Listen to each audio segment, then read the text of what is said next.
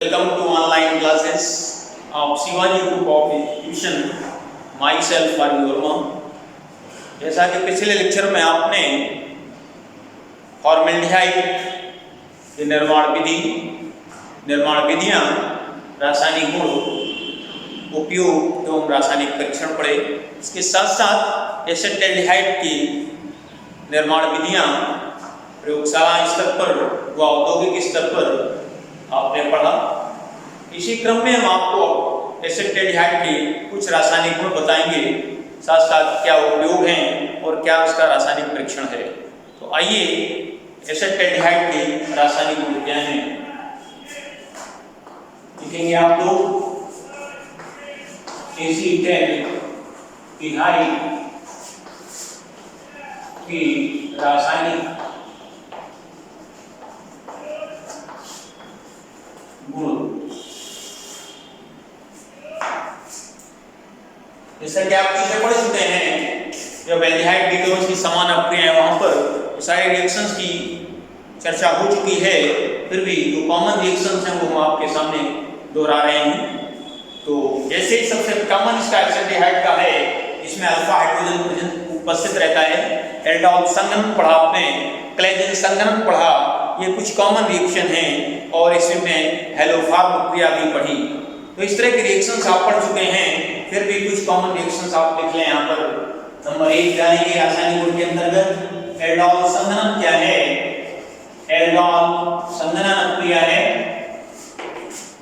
Aldol संघनन पर भी शॉर्ट नोट्स लिखने को आ जाता है। एल्डोल कंडेंसेशन, और ये कंडेंसेशन, एल्डोल कंडेंसेशन वो एल्डिहाइड देते हैं जिनमें अल्फा हाइड्रोजन रहता है। ये ट्रैकेनी जादू का अपोजिट है। तो यहाँ पर एल्डोल संघनन अल्फा हाइड्रोजन परमाणु युक्त एल्डिहाइड है, एल्डिहाइड। और इसमें ये एसेटल्डिहाइड में अल्फा हाइड्रोजन रहता है, ये हाइड्रोजन, और इधर ये O है और ये H और ये CH2, ये अल्फा हाइड्रोजन हुआ, यहाँ CHO। इसके दो मॉलिक्यूल रहते हैं, दो अणु हैं एसेटल्डिहाइड के। और इसी क्रम में ये डाइल्यूट NaOH रहता है। NaOH के स्थान पर सोडियम कार्बोनेट भी ले सकते हैं, ये तनु रहता है। पोटेशियम कार्बोनेट भी ले सकते हैं, बेरियम हाइड्रोक्साइड भी, कोई भी बेस ले सकते हैं यहाँ पर। और ये इस तरह से फाइनली CH3 C और ये OH और इस तरह से H single bond CH2 and CH2, इसको कहते हैं एल्डोल। ये माध्यमिक के रूप में बनता है। एल्ड माने एल्डिहाइड, ऑल माने अल्कोहल, एल्डिहाइड और अल्कोहल दोनों, इसलिए इसको कहा गया एल्डोल। यही रिएक्शन कीटोन के साथ होता है तो वहां पे एल्डोल ऑल और कीटोनिक ग्रुप रहता है, उसे कीटोल कहते हैं। वो भी कंडेंसेशन के अंतर्गत ही आता है। कीटोल कंडेंसेशन है, ये एल्डोल कंडेंसेशन है। अब इसी को यदि हम आगे हीट कर देते हैं, यहाँ से एक H इसका लेके ऐसे H आएगा, ऐसे H निकल करके और यहाँ से ये पानी बन जाता है। पानी इसमें रिमूव होगा और फाइनली एक असंतृप्त एल्डिहाइड बन जाता है, double bond and CH2 CH2। इसका नाम है क्रोटोनेल्डिहाइड। क्रोटोनेल्डिहाइड एसेटल्डिहाइड से एल्डोल या फिर आगे क्रोटोनेल्डिहाइड कैसे प्राप्त करेंगे। ये क्या होता है जब एसेटल्डिहाइड की क्रिया NaOH के साथ होती है, ऐसे भी कह सकते हैं। व्हाट हैपेंस व्हेन एसेटल्डिहाइड की क्रिया NaOH के साथ होती है, इसका मतलब एल्डोल कंडेंसेशन ही है। या एल्डोल संघनन पर संक्षिप्त टिप्पणी लिखो। इस तरह से ये एसेटल्डिहाइड का एक कॉमन रिएक्शन है। इसी क्रम में एसेटल्डिहाइड का आप रिएक्शन और देख सकते हैं, जो क्लेजेन कंडेंसेशन करके है। बाकी इसके पीछे रिएक्शन आपने पेनिहाइड्रोजीन, हाइड्रोक्सिलैमीन, हाइड्राजीन, सेमिक और बेजाइट, PCl5, अमोनिया आदि तमाम सारे रिएक्शंस पीछे आप पढ़ चुके हैं। वो हम बार बार उनको रिपीट नहीं करेंगे, वो आप स्वयं उसको आप रिवाइज करेंगे।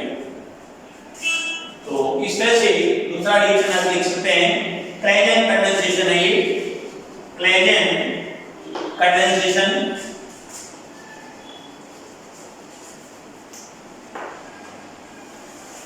क्लेजन कंडेंसेशन में ये एक तरह से एक एरोमेटिक एल्डिहाइड लिया जाता है, C6H5CHO है, और ये इस तरह से H और यहाँ H2 रहता है, और ये CHO, ये है आपका एसिटाल्डिहाइड, और ये है बेंजाल्डिहाइड, और इसको गर्म करते हैं, डाइल्यूट NaOH ही रहता है, इसके स्थान पर KOH भी ले सकते हैं, और ये बना देगा फाइनली C6H5 यहाँ से वाटर निकल जाएगा, और ये CH double bond CH and CHO, इसका नाम है सिनेमैल्डिहाइड।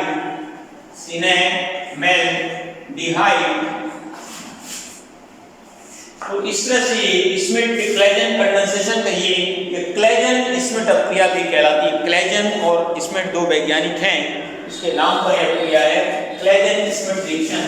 इसी क्रम में और भी रिएक्शंस हैं, वो आप लोग स्वयं पढ़ेंगे। इसी क्रम में आगे इसके क्या यूजेज हैं। एसिटाल्डिहाइड का उपयोग कार्बनिक संश्लेषण में, एसिटिक एसिड बनाने में, एसीटोन बनाने में, तमाम सारे कार्बनिक यौगों के बनाने में, कार्बनिक संश्लेषण में है ये। इसके साथ साथ ये रबर उद्योग में एसिटाल्डिहाइड का उपयोग है, रबर उद्योग में, और ये कार्बनिक विलायक के रूप में भी प्रयोग किया जाता है, कार्बनिक विलायक के रूप में भी इसका यूज आता है।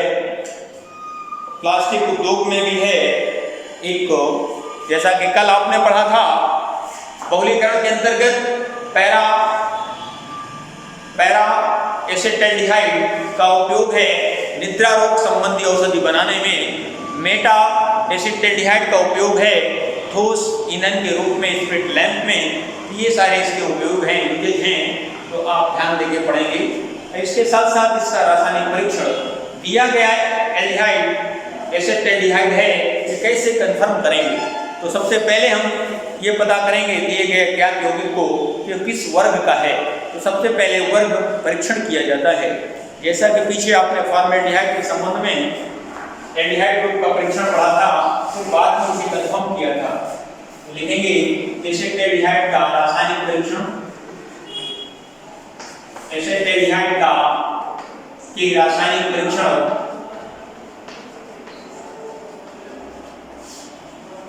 केमिकल टेस्ट बोलते हैं इसे। इस तरह टेबल बना लेंगे आप लोग, और इसमें लिखेंगे जो आप क्रिया करते हैं उसको एक्सपेरिमेंट कहते हैं, प्रयोग। इसको फिर अवलोकन, प्रयोग के फलस्वरूप जब हम उसको ऑब्जर्व करते हैं, उसे ऑब्जर्वेशन, और क्या निष्कर्ष निकलता है, परिणाम क्या निकलता है, निष्कर्ष कहलाता है। सबसे पहले आप करेंगे ग्रुप टेस्ट के लिए यौगिक है प्लस वही चीज दोहराएंगे हम, टॉलेन अभिकर्मक मिलाएंगे, टॉलेन अभिकर्मक, और ये वास्तव में Ag2 होता है, और यहाँ पर ये रजत दर्पण बनेगा, ब्लैकिश सिल्वरी ब्लैक कलर बनता है रजत दर्पण,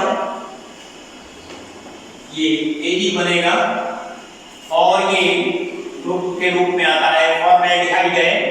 इसी क्रम में इसका एक सेकंड पार्ट बना लेंगे, बी पार्ट, यौगिक है प्लस फेरिन सॉल्यूशन है, फेरिन, और यहां पर ये लाल अवशेष देता है,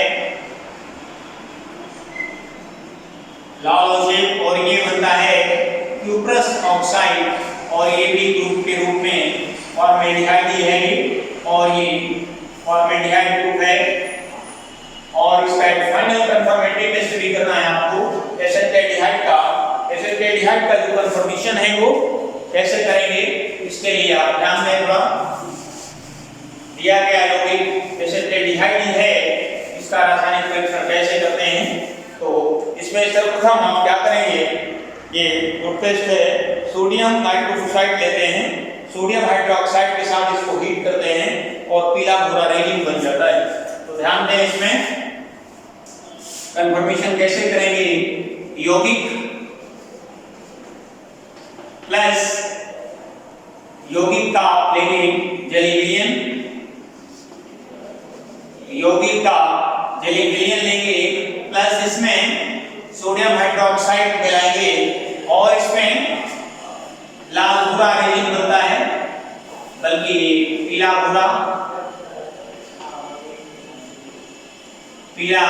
भूरा रेगिन बनता है और ये एसिटाल्डिहाइड कन्फर्म हो जाता है।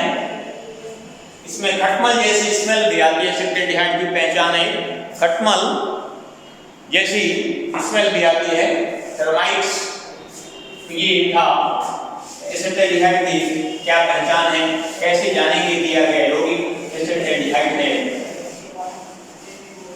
और एक बात ध्यान रखें, एसिटाल्डिहाइड NaOH के साथ हेलोफॉर्म क्रिया भी देता है, ये भी ध्यान रखें। फॉर्मेल्डिहाइड हेलोफॉर्म नहीं देता, एसीटोन के साथ ही समानता का है, किंतु फॉर्मेल्डिहाइड के साथ भिन्नता का है। इसी क्रम में अगला कंपाउंड आता है इस पेपर के अंतर्गत कार्बोनिल कंपाउंड में एसीटोन। फॉर्मेल्डिहाइड पढ़ा आपने, एसिटाल्डिहाइड पढ़ा और अब है एसीटोन, इसको भी आप लोग देख लें। एसीटोन कंपाउंड है,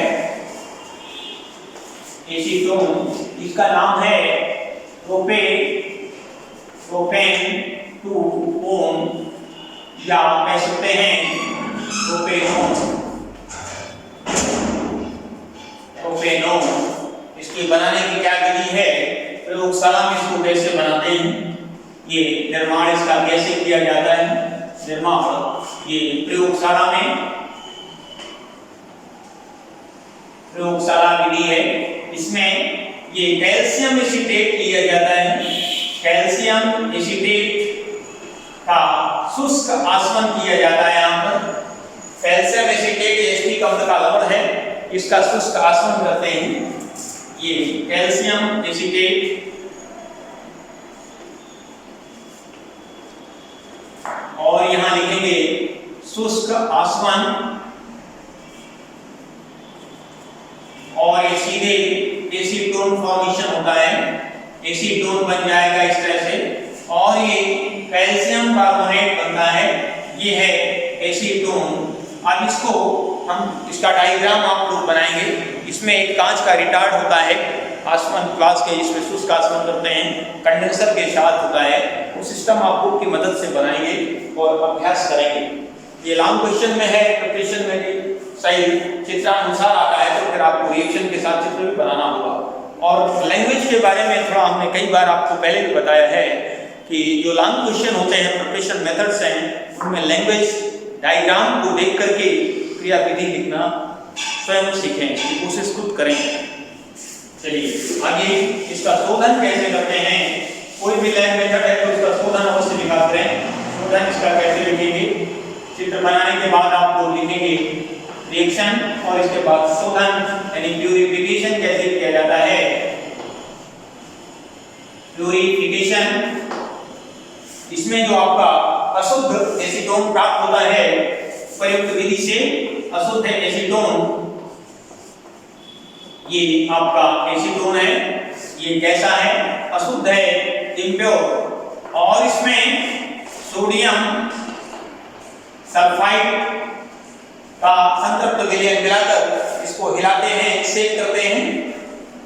ये मिक्स करने के बाद शेकिंग करते हैं तो ये क्रिस्टलाइजेशन होता है, इसके क्रिस्टल बन जाते हैं। इस तरह से आप एडिशन प्रोडक्ट बन जाएगा, ये SO3 और ये Na बनाएगा।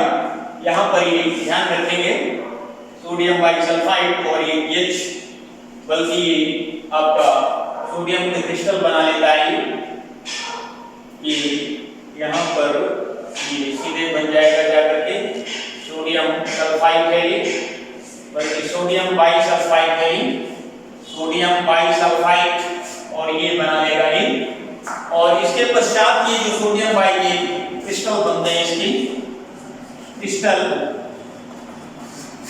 और इसमें जो जल है वो दूर हो जाता है और छान कर अलग कर लेते हैं।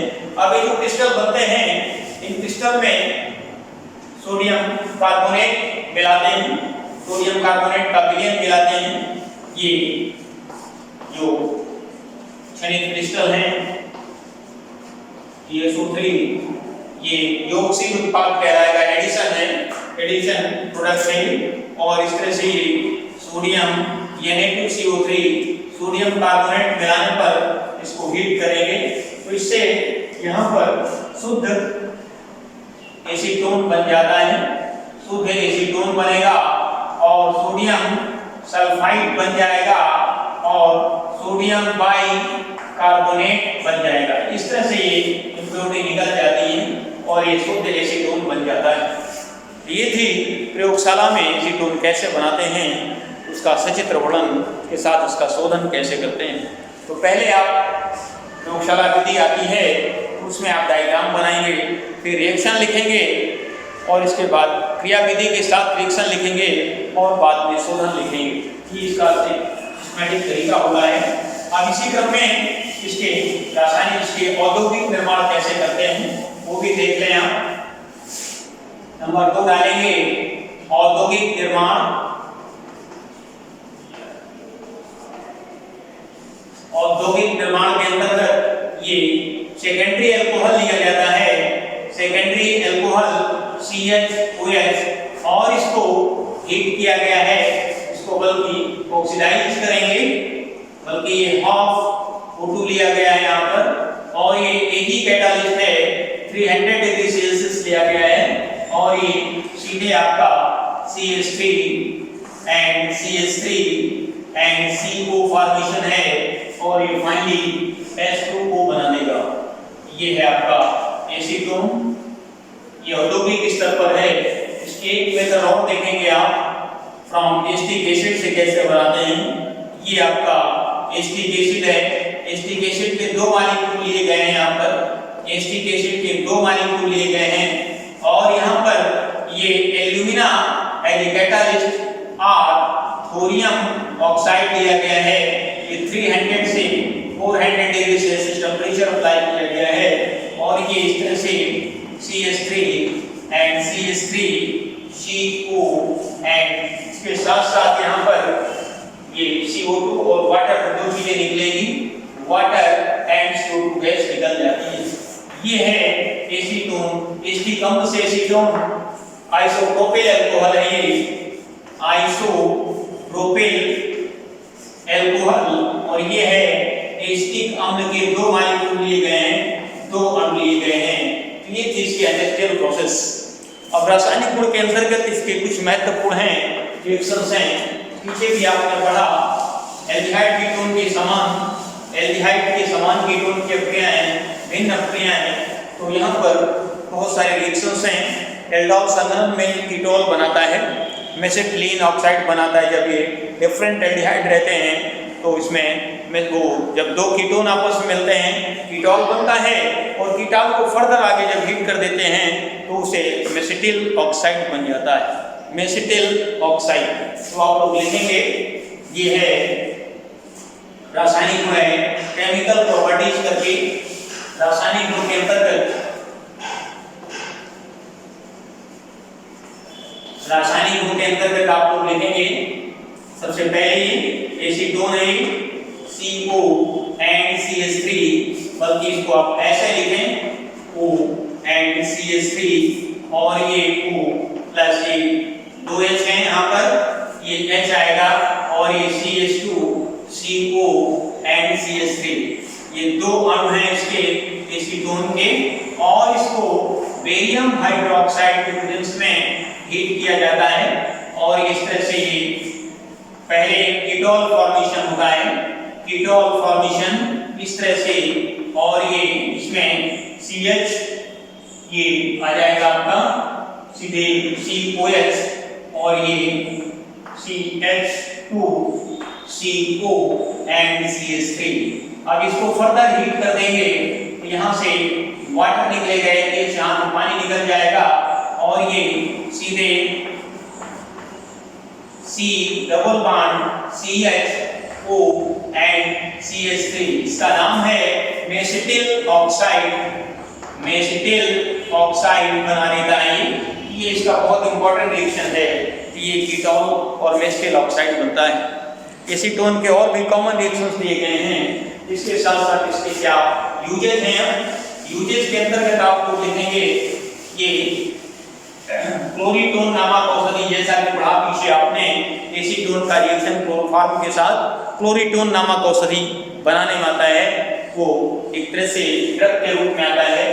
और इसके साथ साथ एसीटोन हाइड्रोफॉर्म बनाने में प्रयोग किया जाता है, जैसा कि पीछे भी पढ़ा आपने, सेप्टेल्डिहाइड और एसीटोन, अर्थात जिनमें CH3CO ग्रुप रहता है वो सभी हाइड्रोफॉर्म क्लोरोफॉर्म बनाने में प्रयोग किए जाते हैं। तो इसके यूजेज हैं हाइड्रोफॉर्म बनाने में, क्लोरोफॉर्म बनाने में, सिंथेटिक सेंट कृत्रिम इत्र बनाने में भी इसका प्रयोग होता है, प्लास्टिक एवं रबर उद्योग में भी एसीटोन का प्रयोग होता है। इसके ये यूजेज हैं। इसका रासायनिक परीक्षण है, ब्लास्ट है। इसका रासायनिक परीक्षण कैसे करते हैं? तो रासायनिक परीक्षण क्या है? एसीटोन का रासायनिक परीक्षण तो इस तरह से आप लोग लिखेंगे, CH3CO का रासायनिक परीक्षण। यहां पर आप टेबल बना लेंगे इस तरह से, जैसा कि पीछे आप पढ़ते आ रहे हैं। लिखेंगे प्रयोग और यहां लिखेंगे अवलोकन और यहां लिखेंगे निष्कर्ष। प्रयोग के अंतर्गत आप सबसे पहले टेस्ट में यौगिक लिया, यौगिक में आप सीधे करेंगे यौगिक प्लस NaOH, यौगिक plus NaOH plus iodine solution लिया गया। आयोडीन विलयन पीले येलो क्रिस्टल देता है, पीले क्रिस्टल बनते हैं। ये आपका CH3 हाइड्रोफॉर्म बनाता है और ये आपका सीधे कन्फर्मेशन है ये। इसके साथ साथ ये सोडियम नाइट्रोक्साइड और साम NaOH के साथ ये लाल रंग देता है। तो यहाँ पर ये NaOH के साथ पीले क्रिस्टल, ये एसीटोन, ये एल्डिहाइड का भी परीक्षण होता है। ये कीटो ग्रुप है, यहाँ पर कार्बोनिक ग्रुप की पहचान है ये। और इसके साथ साथ ये यहाँ आप इसके स्थान पर अमोनियम हाइड्रोक्साइड ले लें, क्योंकि जो NaOH के साथ वो एल्डिहाइड भी टेस्ट देता है। तो ऐसा आप लिखें जो स्पेशली कीटोनिक ग्रुप के लिए हो। यहाँ पर अमोनियम हाइड्रोक्साइड जब देते हैं वो कीटोन ही ये क्रिस्टल देता है, जबकि NaOH लेने पर एसिटाल्डिहाइड भी एक क्रिस्टल देता है और एसीटोन भी देता है। तो NaOH के साथ दोनों कॉमन है, हमें भिन्न लिखना है जो उसके लिए पर्टिकुलर कीटोन के लिए। अमोनियम हाइड्रोक्साइड लेने पर ये केवल कीटोन ही पीले क्रिस्टल देता है। चलिए ये आता है दूसरा पॉइंट। इसी क्रम में दूसरा नंबर भी लिख सकते हैं। यौगिक है, यौगिक प्लस सोडियम नाइट्रोक्साइड लिया जाता है। सोडियम नाइट्रोक्साइड प्लस NaOH मिला दिया गया और इस तरह से यहाँ लाल रंग बन जाता है। ये एसीटोन को कंफर्म करता है, तो इसको ध्यान रखेंगे आप लोग।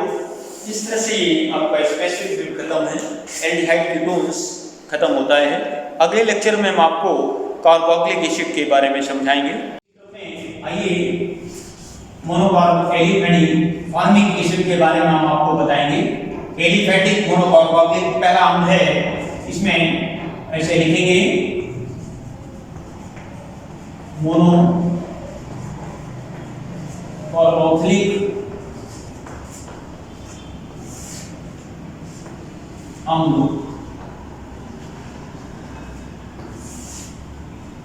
ये है RCOOH। R में भी H, CH3 ऐसे हो सकता है ये C2H5। आपके कोर्स में दो ही एसिड हैं, नंबर 1 है फॉर्मिक एसिड और नंबर 2 है एसिटिक एसिड। ये इस तरह दो एसिड हैं और इन्हीं को हम एक साथ लेके चलेंगे। तो आइए सबसे पहले इनका निर्माण कैसे करते हैं, हाउ टू प्रिपेयर फर्स्ट सबसे पहले हम अल्कोहल से एसिड कैसे बनाते हैं।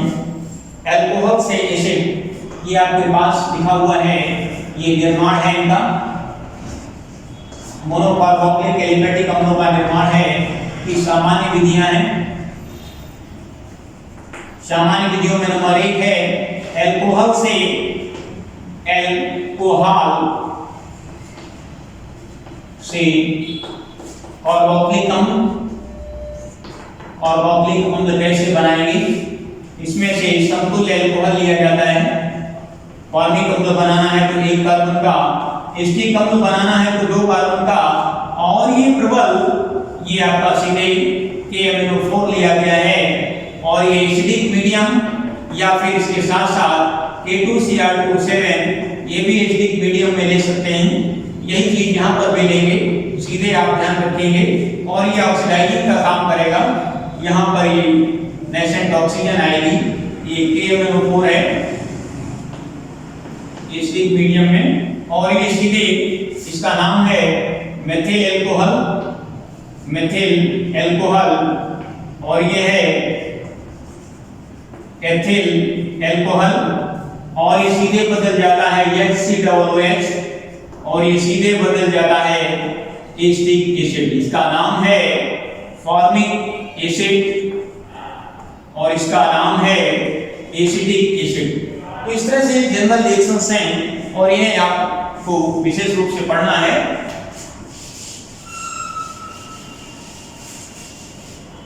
इसी क्रम में नंबर 2 है एल्डिहाइड से किस तरह हम एसिड बनाते हैं। तो आइए एल्डिहाइड से एसिड कैसे बनाएंगे। एल्डिहाइड का भी ऑक्सीकरण किया जाता है। ये 1 कार्बन का एल्डिहाइड है, फॉर्मेल्डिहाइड है ये, और ये 2 कार्बन का एल्डिहाइड है, और ये है एसिटेल्डिहाइड एथेनॉल, और ये दोनों का हम ऑक्सीडेशन करते हैं।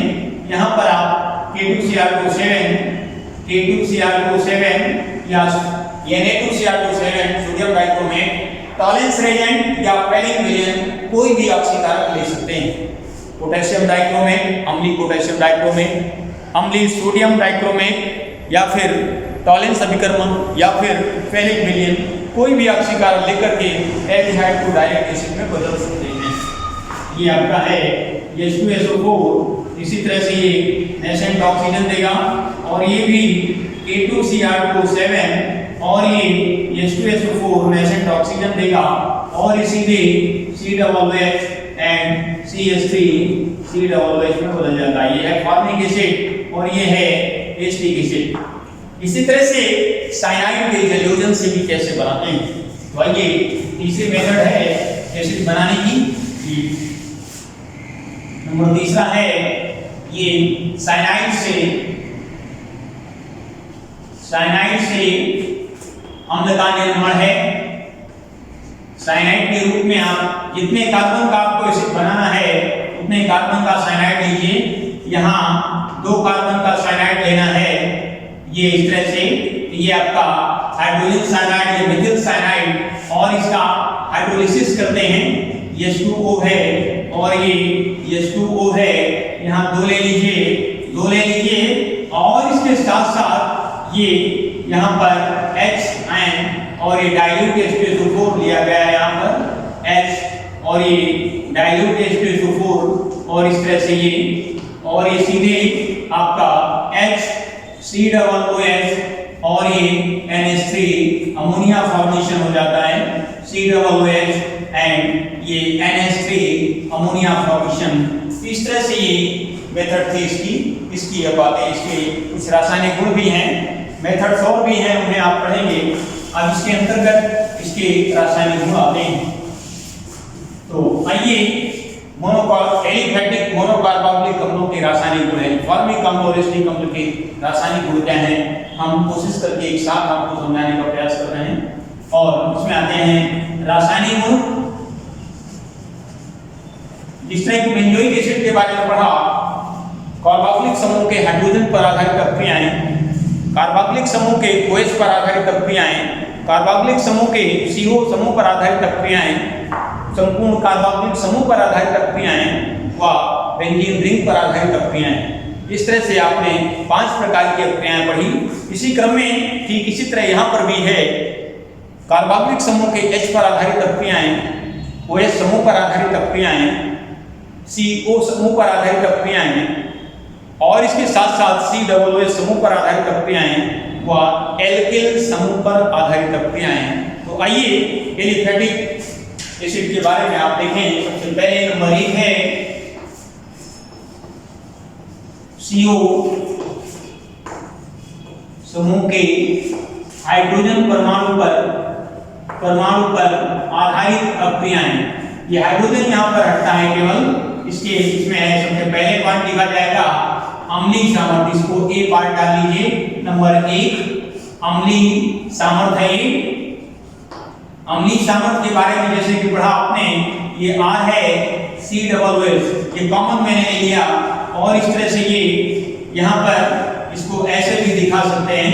ये R है CO एंड ये O एंड H, ये इस तरह से, और यहाँ पर ये इसको देता है और ये जलीय विलयन में और सीधे ये कार्बोक्सिलिक आयन और ये H आयन देता है। ये H आयन अर्थात ये एसिड का जलीय विलयन नीले लेटस को लाल कर देता है, इससे इसके अम्लीय प्रकृति की पुष्टि होती है। साथ साथ इससे संबंधित एक रिएक्शन दे सकते हैं। ये फॉर्मिक एसिड है, मान लिया ये R है और RCOOH+ यानी, और ये सोडियम मेटल के साथ रिएक्शन करता है और ये RCOO ये लवण बना देता है और ये हाइड्रोजन गैस निकलती है ट्वाइस एंड ट्वाइस, यहाँ भी लगा सकते हैं।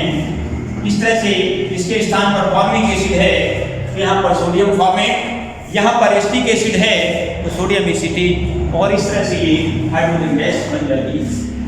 इसी क्रम में आगे अब इसकी अम्लीय सामर्थ्य का क्रम क्या है।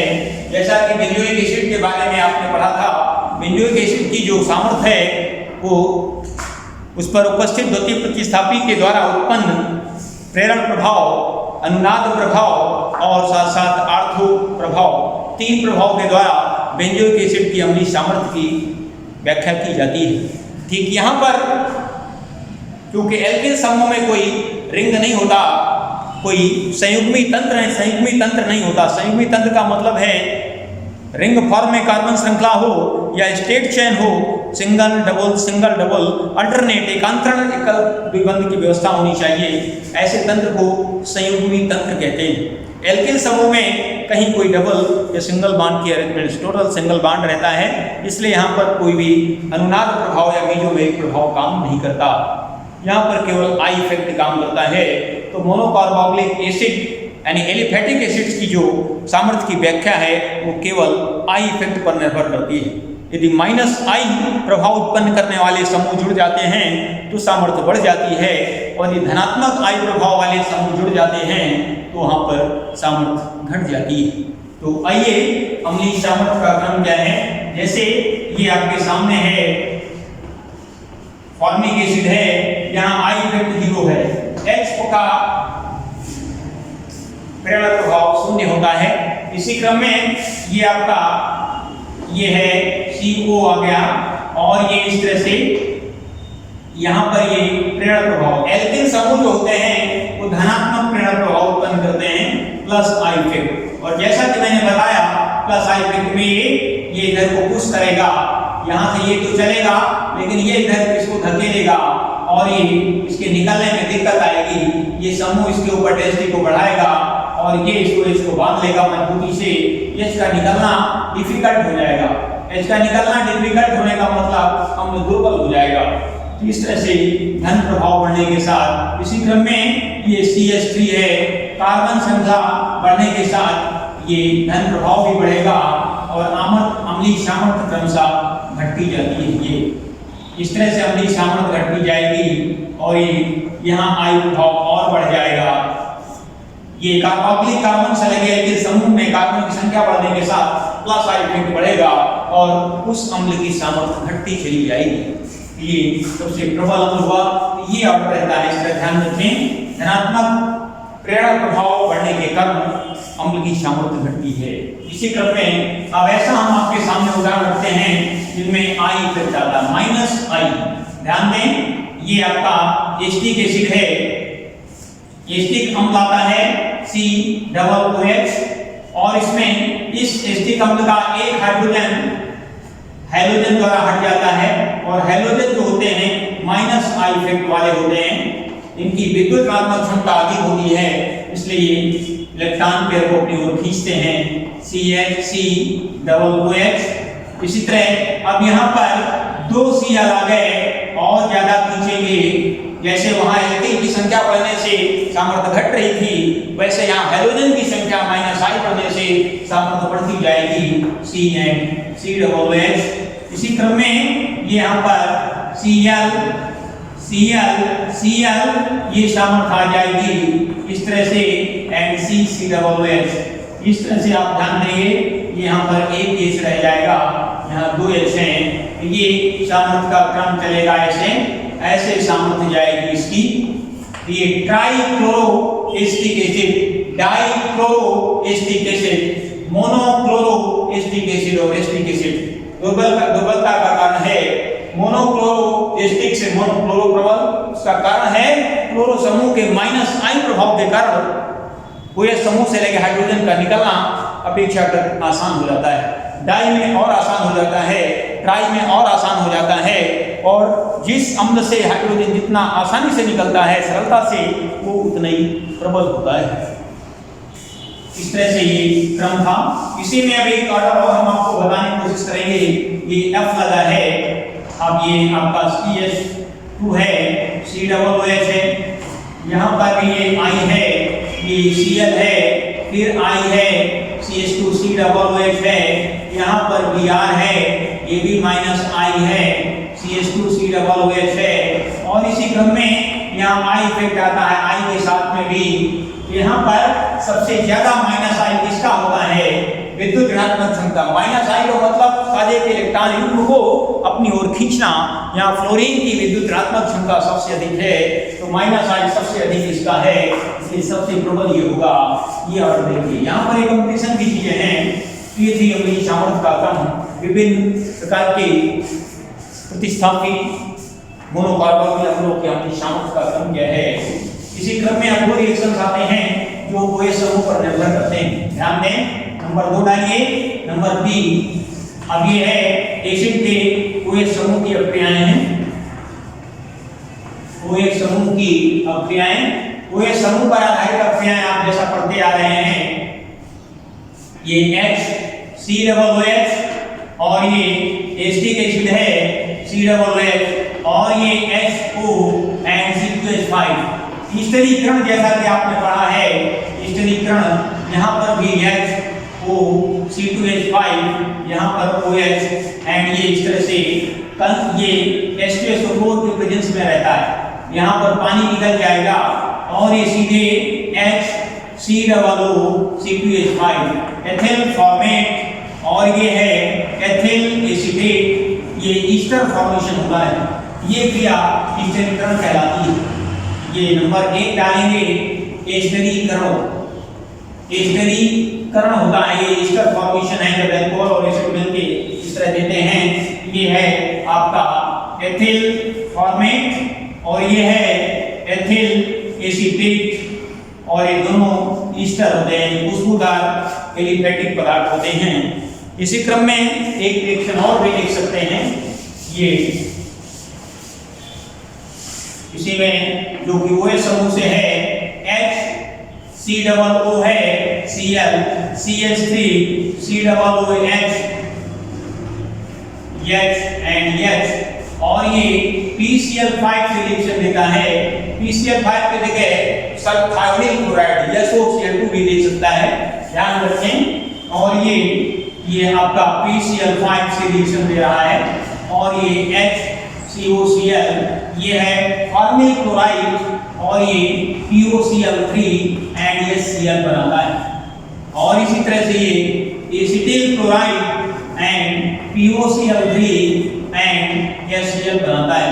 इसका नाम है एसिटिल क्लोराइड, और ये है फॉर्मिल क्लोराइड। क्लोराइड, इसका आईयूपीएसी नाम है मेथेनोइल क्लोराइड, इसका नाम है एथेनोइल क्लोराइड।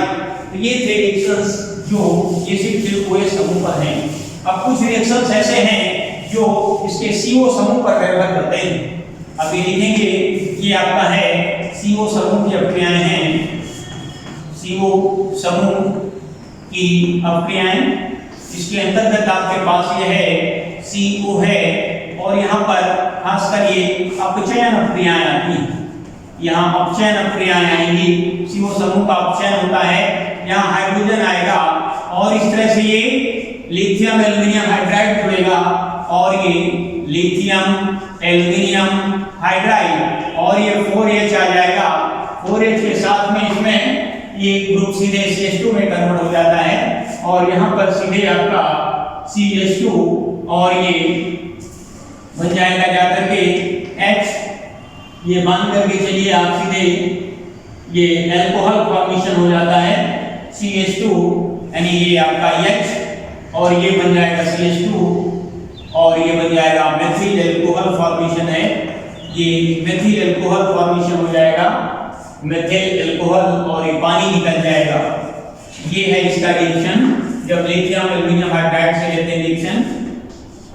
नंबर 2 में इसी तरह और दे सकते हैं, इसका एसिटिक एसिड है, ये एसिटिक एसिड के केस में OH एंड 4H और यहाँ पर ये सीधे आपका लिथियम एल्युमिनियम हाइड्राइड है, यहाँ पर एल्युमिनियम हाइड्राइड और ये सीधे C2H5 OH और प्लस H2 देता है। तो इस तरह से रिडक्शन होता है, यहाँ CO ग्रुप सीधे जो है CH2 में कन्वर्ट हो रहा है। इस तरह से ये था और इसी तरह एक अपचयन अभिक्रिया और है जो लाल फास्फोरस और HI के साथ होता है। इसी क्रम में नंबर 2 रिएक्शन इसका लिखेंगे, ये आपका है आपका फॉर्मिक एसिड CO समूह एंड H, CH3 है, CO है एंड OH है। यहाँ पर ये दोनों CO समूह दोनों यौगिक में अलग अलग आप देखेंगे और ये यहाँ पर H आता है और ये CH2 4H यहाँ पर भी ले लेंगे और ये सीधे CO2 फॉर्मेशन हो जाएगा क्या करके और ये आपका मेथेन, बल्कि ये लाल फास्फोरस है और ये एसिड सीधे कन्वर्ट हो जाएगा, एल्केन्स में जाता है सीधे लाल फास्फोरस H और 2H2 देगा। ये इस तरह से ध्यान दें, ये HI है और रेड फास्फोरस की स्थिति में ये CH3 बना देगा और ये C2H6 बना देगा प्लस 2H2O और ये 2H2O इस तरह बना देगा, ये 2H2O निकल जाएंगे CH4 में 4 में लिख के ध्यान दें। ये आपके 2 हाइड्रोजन ये और 2 दूनी 4 और 4 4 8 हाइड्रोजन हो गए 6, बल्कि यहाँ पर आपका 6 हाइड्रोजन ले सकते हैं, यहाँ पर 6 हाइड्रोजन इस तरह से आप सीधे ले सकते हैं और ये एल्केन फॉर्मेशन है CH3 एंड CH3 और 3 और 1 4 और 2 2H2 एल्केन फॉर्मेशन हो जाता है। अब इस तरह से इसकी कुछ रिएक्शंस ऐसी हैं जो COOH समूह पर निर्भर करती हैं। अब आगे नंबर D डालेंगे। D नंबर वे रिएक्शंस हैं, ये COOH समूह की अभिक्रियाएं हैं, समूह की अभिक्रियाएं। अब इसके अंतर्गत ये COOH और इसके अंतर्गत इसमें से डिकार्बोक्सिलेशन, ये आपका रिएक्शन इसके साथ दे सकते हैं।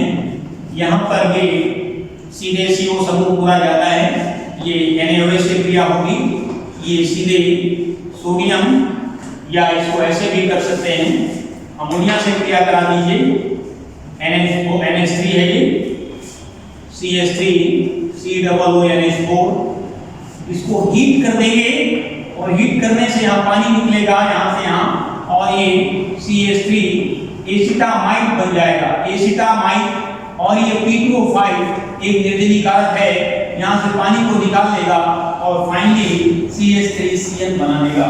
यहाँ पूरा COOH समूह बाहर हो जाता है। इसी क्रम में एक स्मिथ रिएक्शन आता है, स्मिथ रिएक्शन केवल एसिटिक एसिड ही देता है, तो यहाँ पर ये एसिटिक एसिड का स्मिथ रिएक्शन है, एसिटिक एसिड प्लस यहाँ नंबर 2 डाल के लिखेंगे।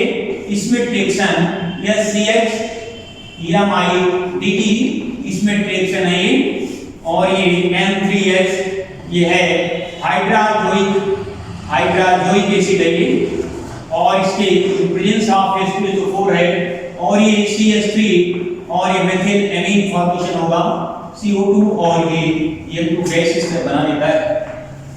और लास्ट में आता है वो रिएक्शन जो केवल एल्केन समूह पर निर्भर करते हैं, केवल एल्केन समूह पर वो रिएक्शंस हैं, आप ध्यान रखें।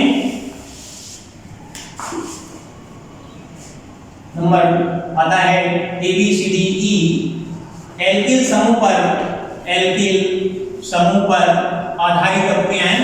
यहां पर ध्यान देंगे CH3 CH2 and CO and OH, यहां पर इसका हाइड्रोजनेशन होता है इन प्रेजेंस ऑफ फास्फोरस, और इसको हीट किया जाता है। ये इसका नाम है इस रिएक्शन का, ये है हेल करके है, ओल हार्ड वर्ड है, एंड ये लेंस्की, ये HV एंड Z करके जाना जाता है।